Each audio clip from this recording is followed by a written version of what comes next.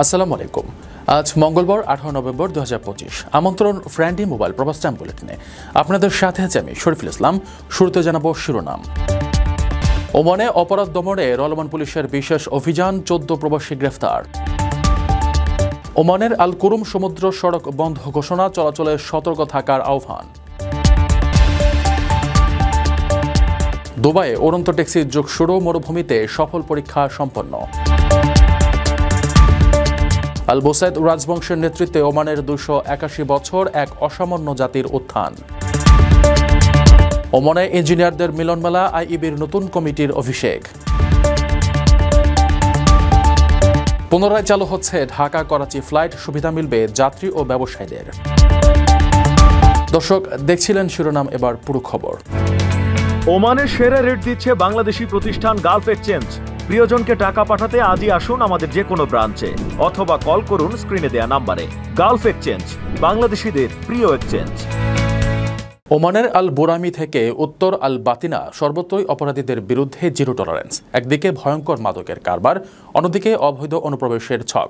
ওমানে পুলিশের পৃথক 2 অভিযানে বেস্তে গেল অপরাধীদের সব পরিকল্পনা। ওমানে 2টি পৃথক পুলিশি অভিযানে মোট 14 জন প্রবাসী গ্রেপ্তার করা হয়েছে। এর মধ্যে আল বুরাইমি গভর্নরেট থেকে 4 জনকে বিপুল পরিমাণ মাদকসহ এবং উত্তর আল বাতিনা গভর্নরেট থেকে 10 জন অবৈধ অনুপ্রবেশকারীকে আটক করা হয়। মাদকদ্রব্য ও সাইকোট্রপিক সাবস্টেন্সেস মোকাবেলার জেনারেল ডিরেক্টর, মাদকদ্রব্য নিয়ন্ত্রণ অধিদপ্তর জানায়, আল বুরাইমি থেকে আটক 4 জনের কাছে হেরোইন, মারিজুয়ানা, ক্রিস্টাল মেথ এবং বিপুল পরিমাণ সাইকোট্রপিক ট্যাবলেট পাওয়া গেছে। কর্তৃপক্ষ জানিয়েছে, এই মাদকগুলো সেবন ও পাচারের উদ্দেশ্যে রাখা হয়েছিল। অন্য একটি ঘটনায় উত্তর আল বাতিনা গভর্নরেটের পুলিশ সাহাম এলাকা থেকে 10 জন এশীয় নাগরিককে গ্রেপ্তার করে। পুলিশ জানায়, এই ব্যক্তিরা অবৈধভাবে ওমানে প্রবেশ করেছিল। তারা সাহামের একটি বাড়িতে একত্রিত হয়ে দেশ থেকে পালানোর প্রস্তুতি নিচ্ছিল। 2টি ঘটনাতেই গ্রেপ্তারকৃত সকল ব্যক্তির বিরুদ্ধে আইনি প্রক্রিয়া চলমান রয়েছে। প্রিয় প্রবাসী, আমরা যারা প্রবাসে কাজ করি, পরিশ্রম করি, আমরা সবাই চাই দেশে একটা ঠিকানা হোক, কিন্তু ভয় পাই প্রতারণা হবে কিনা, নিরাপদ কিনা, টাকাটা হারাবে না তো। আজ আমি এমন একটা প্রজেক্ট সম্পর্কে বলবো যেটা এই ভয়টা দূর করে দিয়েছে। তার নাম প্রবাসীর সিটি লিমিটেড। প্রবাসীর সিটি বাংলাদেশের প্রথম স্মার্ট শেয়ার ভিত্তিক রিয়েল এস্টেট প্রজেক্ট। মানে আপনি মাত্র 5 লাখ টাকা বিনিয়োগে 1% শেয়ার কিনতে পারবেন আর 5 বছরে পাবেন দ্বিগুণের বেশি হালাল মুনাফা। তাহলে আর অপেক্ষা কেন? এখনই যোগাযোগ করুন স্ক্রিনে দেওয়া নাম্বারে। প্রবাসীর সিটি লিমিটেড প্রবাসী হেলিকপ্টারের একটি অঙ্গ প্রতিষ্ঠান। ওমানের মাস্কাটে চালক ও পথচারীদের জন্য জরুরি ট্রাফিক অ্যালার্ট। আজ থেকে 23 নভেম্বর পর্যন্ত বন্ধ ঘোষণা করা হয়েছে আল কুরুম সমুদ্র সৈকতের গুরুত্বপূর্ণ সড়কটি। বিশেষ ইভেন্ট ও নিরাপত্তার স্বার্থে পররাষ্ট্র মন্ত্রণালয় এই নির্দেশনা জারি করেছে। ওমান প্রশাসন দেশটির নাগরিক ও প্রবাসীদের নিরাপত্তা নিশ্চিত এবং বিশেষ ইভেন্টের প্রস্তুতির কারণে শহরের একটি গুরুত্বপূর্ণ সড়ক সাময়িকভাবে বন্ধ রেখেছে। সড়ক বন্ধ থাকায় যান চলাচলে ব্যাঘাত এবং সাময়িক যানজটের সম্ভাবনা রয়েছে। স্থানীয় বাসিন্দা ও পর্যটকদের সতর্ক থাকার জন্য বলা হয়েছে।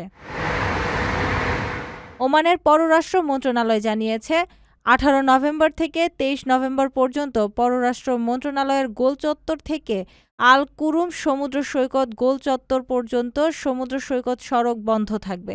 এই সময়ে রাস্তায় যানবাহন চলাচল সীমিত থাকবে, তাই সাধারণ মানুষকে বিকল্প পথ ব্যবহার করার পরামর্শ দেওয়া হয়েছে। প্রশাসন উল্লেখ করেছে, সড়ক বন্ধ থাকার মূল উদ্দেশ্য হল নিরাপত্তা বৃদ্ধি এবং বিশেষ ইভেন্ট নির্বিঘ্নে সম্পন্ন করা। আশা করা হচ্ছে, নির্ধারিত সময়সীমার মধ্যে কাজ শেষ হলে সড়ক পুনরায় খোলা হবে এবং যান চলাচল স্বাভাবিক হবে। ভ্রমণের নতুন ঠিকানা SWT ট্রাভেল। বিশ্বজুড়ে ট্যুর, টিকেট, হোটেল এক ক্লিকেই। SWT ট্রাভেল, আপনার বিশ্ব ভ্রমণের বিশ্বস্ত সঙ্গী। দুবাইয়ের আকাশে এবার উড়ন্ত ট্যাক্সির যুগ শুরু। সিনেমার দৃশ্য নয়, বাস্তবেই মরুর বুকে ডানা মিলল যাত্রীবাহী এয়ার ট্যাক্সি। মার্কিন প্রতিষ্ঠান জোভি এভিয়েশনের সফল পরীক্ষায় মার্গা মরুভূমি থেকে আল মাকতুম বিমানবন্দর পর্যন্ত পাড়ি দিতে সময় লেগেছে মাত্র 17 মিনিট। দুবাইয়ে বাণিজ্যিক এয়ার ট্যাক্সি সেবা চালুর লক্ষ্যে বড় ধরনের অগ্রগতি হয়েছে। মার্কিন প্রতিষ্ঠান জবি অ্যাভিয়েশন সম্প্রতি মরুভূমি এলাকায় তাদের উড়ন্ত ট্যাক্সির সফল পরীক্ষা সম্পন্ন করেছে, যা আগামী বছর সেবা চালুর পথ প্রশস্ত করল। জবি অ্যাভিয়েশন দুবাইয়ের সড়ক ও পরিবহন কর্তৃপক্ষের আরটিএর সাথে 2024 সালের একটি চুক্তির আওতায় এই পরীক্ষা চালাচ্ছে।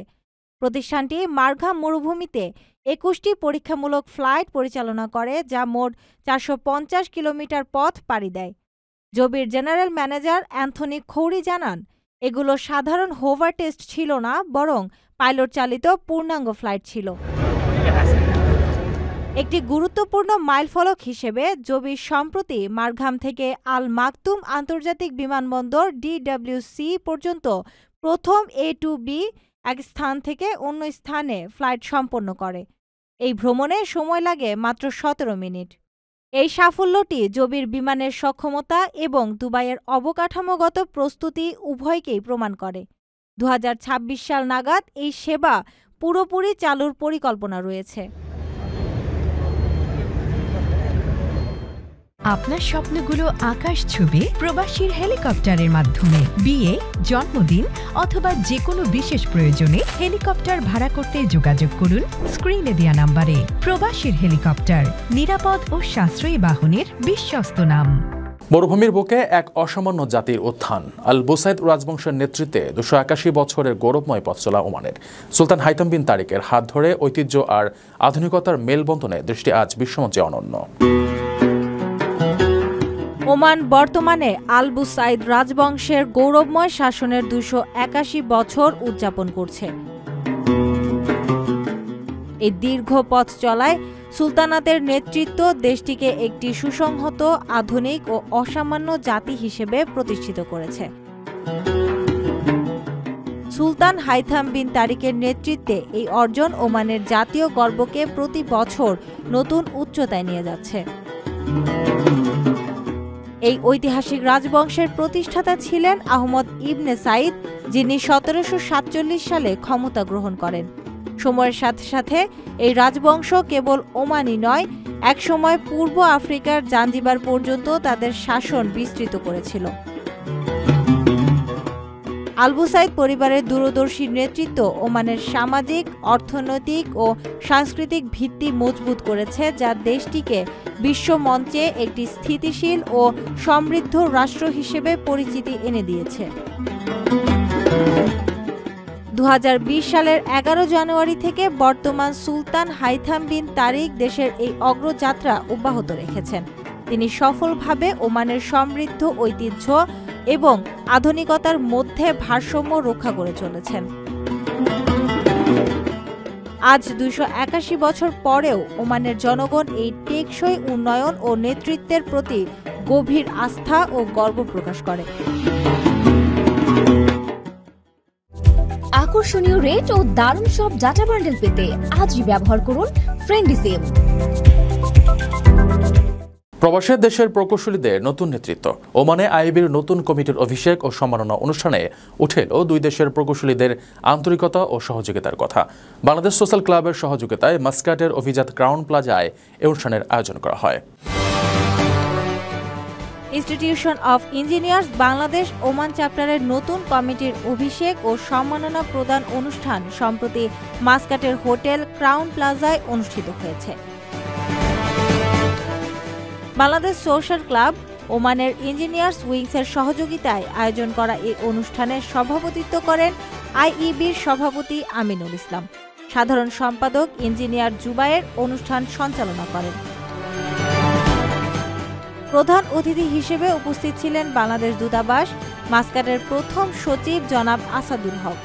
বিশেষ অতিথি ছিলেন বাংলাদেশ সোশ্যাল ক্লাবের chairman Sirajul Haque, Oman society of ইঞ্জিনিয়ার্সের চেয়ারম্যান ফুয়াদ আল কিন্ডি এবং সুলতান কাবুজ ইউনিভার্সিটির প্রফেসর ডক্টর মুস্তাক আহমদ। অনুষ্ঠানের সাবেক কর্মকর্তা এবং নতুন কমিটির সকল সদস্যদের সম্মাননা প্রদান করা হয়। এছাড়াও ইঞ্জিনিয়ার শরীফ খান ও ইঞ্জিনিয়ার নুরুজ্জামান নতুন সদস্যদের পরিচয় করান। প্রধান ও বিশেষ অতিথির বক্তব্যে বলা হয়, এই সংগঠন ওমান ও বাংলাদেশের ইঞ্জিনিয়ারদের মধ্যে আন্তরিকতা ও সহযোগিতা বৃদ্ধিতে সহায়ক হবে এবং এক ছাতার নিচে এসে সকল সমস্যার সমাধান সম্ভব হবে। অনুষ্ঠানটি নৈশভোজ ও বন্ধুত্বপূর্ণ পরিবেশে সুন্দরভাবে সমাপ্ত হয়। দীর্ঘ এক যুগেরও বেশি সময়ের বিরতি শেষে আবারও ডানা মেলতে যাচ্ছে ঢাকা করাচি ফ্লাইট। 2012 সালে নিরাপত্তা ঝুঁকিতে বন্ধ হওয়া এই আকাশপথ পুনরায় চালুর নীতিগত সিদ্ধান্ত নিয়েছে অন্ধ্রপ্রদেশ সরকার। বিষয়টি চূড়ান্ত করতে চলতি মাসেই পাকিস্তান সফরে যাচ্ছেন বিমান উপদেষ্টা। দীর্ঘ এক যুগেরও বেশি সময় ধরে বন্ধ থাকা ঢাকা করাচি রুটে অবশেষে ডানা মেলতে যাচ্ছে বিমান। 2012 সালে আওয়ামী লীগ সরকারের আমলে নিরাপত্তা ঝুঁকির কথা উল্লেখ করে বন্ধ করে দেওয়া এই গুরুত্বপূর্ণ আকাশপথটি পুনরায় চালুর জন্য নীতিগত সিদ্ধান্ত নিয়েছে বর্তমান অন্তর্বর্তী সরকার। এই সিদ্ধান্তের বাস্তবায়নে এবং দ্বিপাক্ষিক আলোচনার জন্য বেসামরিক বিমান পরিবহন ও পর্যটন উপদেষ্টা শেখ বশির উদ্দিন চলতি নভেম্বরে পাকিস্তান সফরে যাচ্ছেন। তিনি সেখানে পাকিস্তানের বেসামরিক বিমান পরিবহন কর্তৃপক্ষ এবং বিভিন্ন বাণিজ্যিক সংগঠনের সঙ্গে বৈঠক করবেন। বিমান বাংলাদেশ এয়ারলাইন্স প্রাথমিকভাবে সপ্তাহে 3 দিন ঢাকা করাচি ঢাকা রুটে ফ্লাইট পরিচালনার পরিকল্পনা করছে। বিমানের জনসংযোগ বিভাগের জেনারেল ম্যানেজার বশরা ইসলাম জানান, যাত্রী চাহিদা ও বাণিজ্যিক সাড়া মিললে ভবিষ্যতে ফ্লাইট সংখ্যা বাড়ানো হতে পারে। সংশ্লিষ্টরা মনে করছেন, রুটটি পুনরায় চালু হলে দুই দেশের ব্যবসা বাণিজ্য, শ্রমবাজার ও যাত্রী সেবায় নতুন সম্ভাবনার দ্বার খুলবে। ব্যবসায়ী মহল বলছে, সরাসরি ফ্লাইট চালু হলে আমদানি রপ্তানি খরচ কমবে। বিশেষ করে করাচিতে অবস্থানরত বাংলাদেশি ব্যবসায়ী, শিক্ষার্থী ও প্রবাসীরা এই সংযোগে সরাসরি উপকৃত হবেন। দর্শক দেখছিলেন ফ্রেন্ডলি মোবাইল প্রবাস টাইম বুলেটিন। শেষ করার আগে শিরোনামগুলো জানিয়ে দিচ্ছি আরও একবার। ওমানে অপরাধ দমনে রলমান পুলিশের বিশেষ অভিযান, 14 প্রবাসী গ্রেফতার। ওমানের আল কুরুম সমুদ্র সড়ক বন্ধ ঘোষণা, চলাচলে সতর্ক থাকার আহ্বান। দুবাইয়ে উড়ন্ত ট্যাক্সির যুগ শুরু, মরুভূমিতে সফল পরীক্ষা সম্পন্ন। আল বুসাইদ রাজবংশের নেতৃত্বে ওমানের 281 বছর এক অসামান্য জাতির উত্থান। ওমানে ইঞ্জিনিয়ারদের মিলনমেলা, আইইবির নতুন কমিটির অভিষেক। পুনরায় চালু হচ্ছে ঢাকা করাচি ফ্লাইট, সুবিধা মিলবে যাত্রী ও ব্যবসায়ীদের। এ ছিল ফ্রেন্ডলি মোবাইল প্রবাস টাইম বুলেটিনের আজকের আয়োজনে। প্রবাসের সর্বশেষ সংবাদ পেতে ভিজিট করুন probastimes.net, সাবস্ক্রাইব করুন আমাদের ইউটিউব চ্যানেল এবং চোখ রাখুন ফেসবুক পেজে। পরবর্তী বুলেটিন দেখার আমন্ত্রণ জানিয়ে আজকের মতো বিদায় নিচ্ছি আমি শরীফুল ইসলাম। সেই পর্যন্ত সবাই ভালো থাকবেন এবং নিরাপদে থাকবেন। আল্লাহ হাফেজ।